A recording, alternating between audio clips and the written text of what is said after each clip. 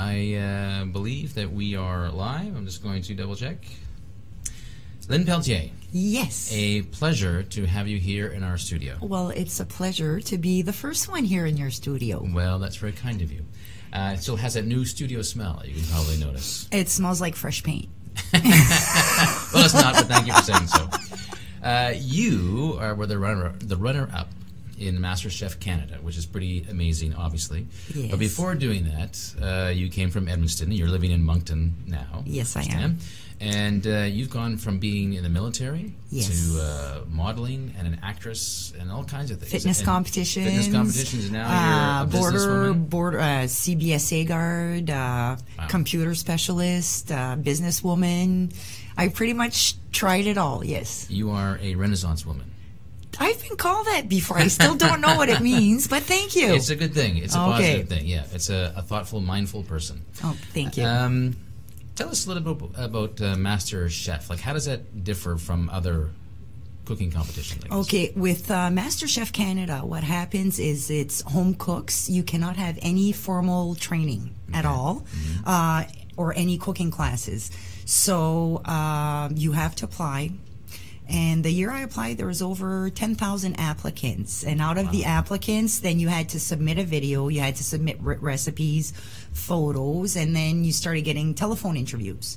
And then more telephone interviews. And then finally, one day I got the call, and they asked me to go audition in Halifax amongst 100 other people for the Atlantic provinces for season 2. So I went to audition, even though I didn't want to go, because I'm not the one that had initially applied. My daughter had applied for me.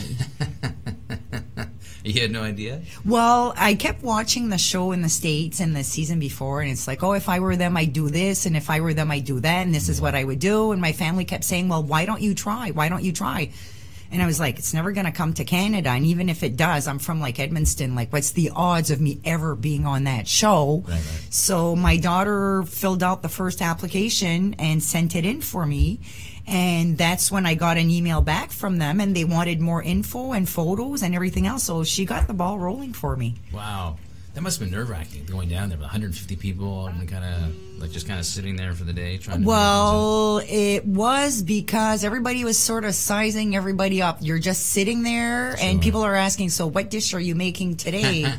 And you had to bring a dish that could be served at room temperature that was already prepared. Okay. But you had 3 minutes to plate it.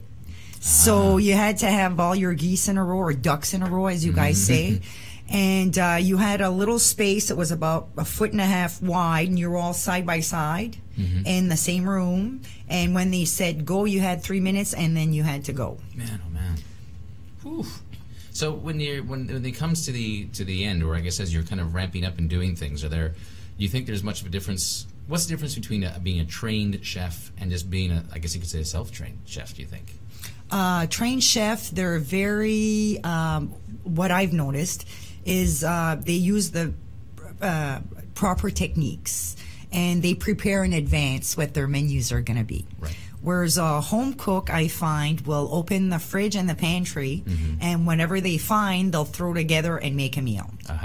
With whatever, say you're in a camp in the woods, you'll make do with whatever you can find. A trained chef, well, you have to use this proper utensil for this, you have to use this knife for that, you have to use this for this. So everything's got its place and it's got its purpose. Gotcha. Home cook, you fly by the seat of your pants, pretty much. So did you see the movie Ratatouille? Oh, yeah. So is that true? Can anybody cook? Yes. Anybody can if they try. When does something not taste good? I mean, you can throw things together. I mean, are there certain ingredients that just chemically go together better than others? When I was younger, I'll give you this example. When I was younger, like everybody would eat rhubarb. You know rhubarb? Yeah. Okay, so everybody would dip it in sugar, and I'd go, no, rhubarb goes with salt. And my family would look at me, it's like, salt? And come to find out years later that rhubarb is a vegetable. It's not a fruit. Oh. So, like, my palate, and I thought I was cursed because sometimes some ingredients people would throw together and my mouth would say, this is not working for me. And I thought my taste buds were off or something was wrong with me. But according to the judges, it's the complete opposite. It's like my taste buds know what goes well together. Oh, wow. And I can envision the taste in my mind, and I can actually taste it before I put it into something. Wow. So when something doesn't taste good, yeah, you'll pretty much see it on my you'll pretty much see it on my face. Yeah. Well, now you're involved in Skills Canada, which is a large competition. It's a national competition for trades, would you say? Trade skills? Trades and skills, and it's what we call the Olympics of trades and skills. So it's only held every 2 years. Wow. And we are so blessed. I just lost an earring, but that's okay. I'll take the other one off so I match. We're so blessed this year that it is in Moncton. So there's going to be over 43 trades competing, and it's the best of every province. So every province went through a provincial competition or a territorial competition, and the best of each trade for that, they're the ones that are going to be here this weekend, and there's over 400 competitors. Wow. So that's a lot of very skilled and talented people that are going to be in Moncton this weekend. Wow. So what's your part of it? My part of it, okay, cooking is a trade, a skill. Yep. We can't deny that. Also, when I joined the military, I went into trades, which is a skill, communications and electronics, learned Morse code. Then computer sciences, what I do now, is also a trade, a skill.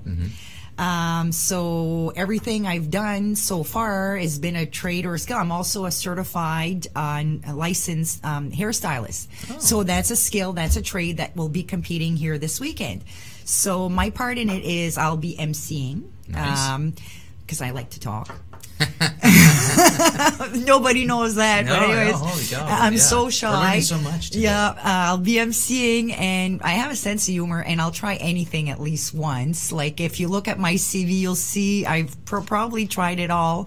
So they're gonna have me try a trade. They're gonna have me doing bricklaying, soldering, construction challenges. They're gonna make me try whatever trade they can think of, and my goal in that is just to show youth now that there's not just university as an option. Right. Like trades are also an option that they can go into, and with the economy right now, I think it is one of the best options, and that they should like open their brains to try things that they never thought they would ever try. Right. And if at my age I'm willing and able to try all this, like why wouldn't somebody coming out of like high school or post-secondary college or university try something different that they might enjoy? Yeah, no, that's a good point.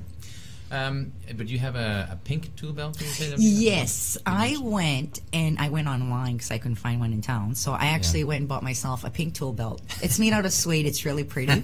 And pink tools. Coverall. Yeah, I don't think, okay. And my military steel-toed boots. So, Nice, I will not be wearing my 6-inch heels to do any of the trades competitions. Well, that would be a real talent, a real skill, I would have to say. Yeah, But some of those shoes are like 10-minute shoes. It's like you just wear them to walk in, sit down, and then walk out. They're not no.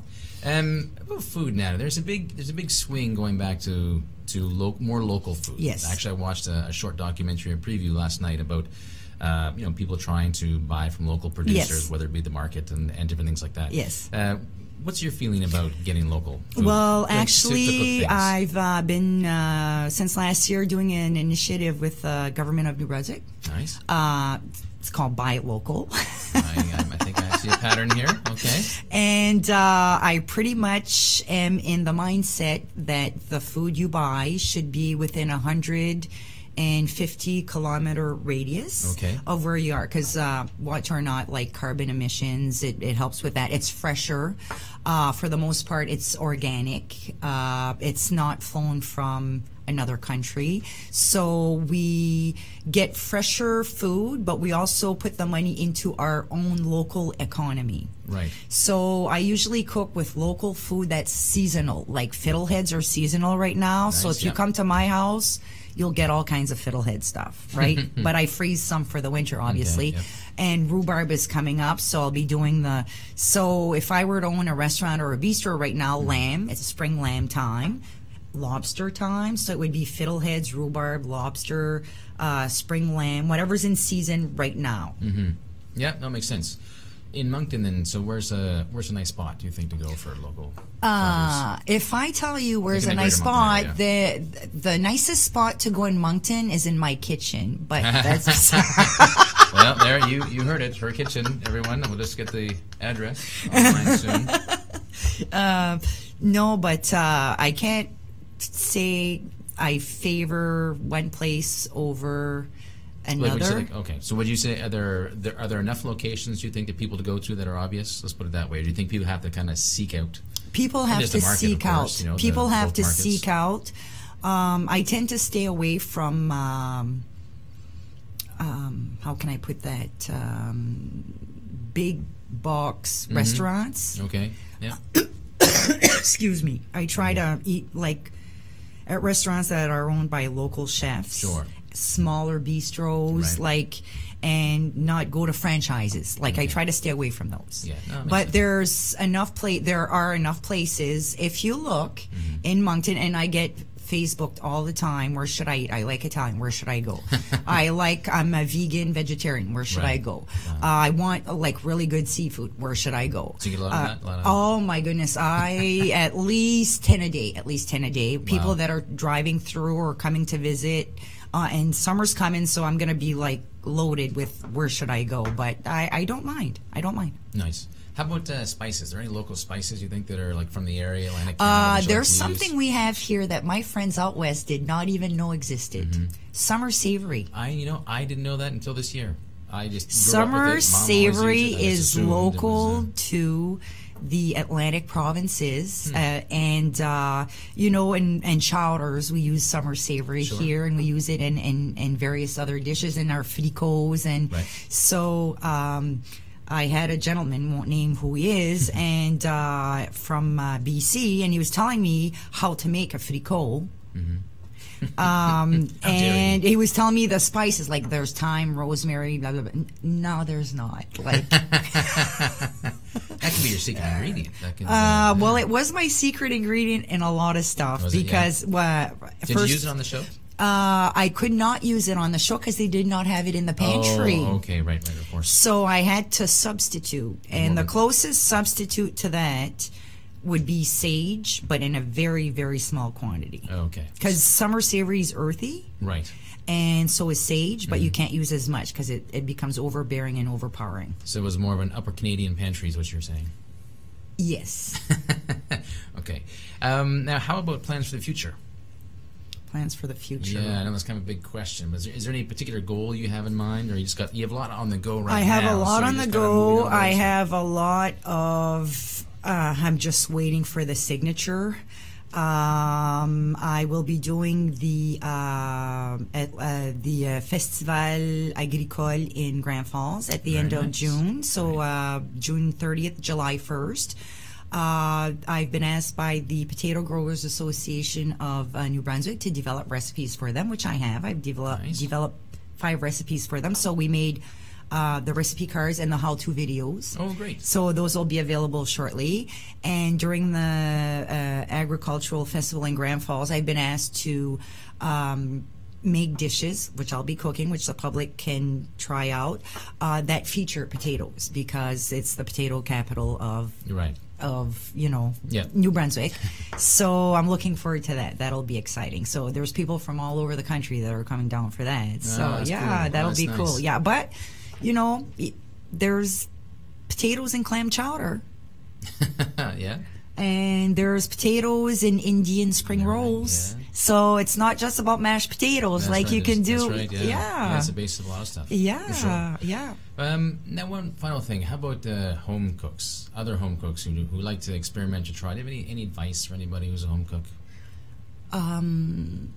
like, I'll meet people and it's like, oh, I like to cook, I like to bake, I like to, and it's like, you did so well on MasterChef, and I tell them, well, why don't you try? Well, I'm not as good as they are. And the secret, there is a secret to that, is that when you go there, you have no phone, no TV, no internet, no radio, no nothing. So you're amongst the other home cooks. Right. So what do you do in your spare time? You cook with the other home cooks. So how do you think they get better and better and better? They learn amongst each other. Like, I'm way better now than I was when I first got there. Okay. So don't compare yourself to somebody else. Just be the best that you can be, and if you want to try it, try it. Right. Because the only one stopping you is yourself. I like it. Lynn Pelletier, thank you very much for coming in. Well, thanks for having me. And all the very best with Skills Canada. I'm sure you'll do fantastic. I'm looking forward to wearing the pink tool belt. And we're looking forward to seeing it. Thanks very much again. Bye. Bye now.